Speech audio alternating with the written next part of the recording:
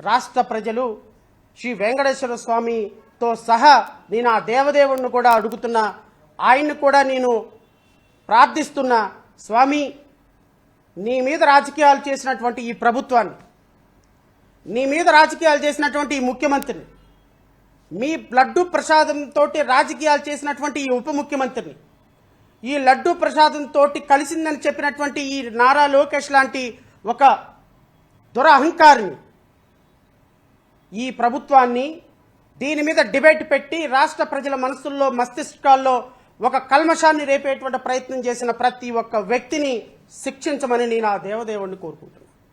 ఇది ఈ పాపం నోటితో చెబితే పోయేది కాదు. ఈ పాపం నోటితో చెబితే పోయేది కాదు. క్షమించు దేవా అని నువ్వు నిద్రలో వేడుకుంటే పోయేది కాదు.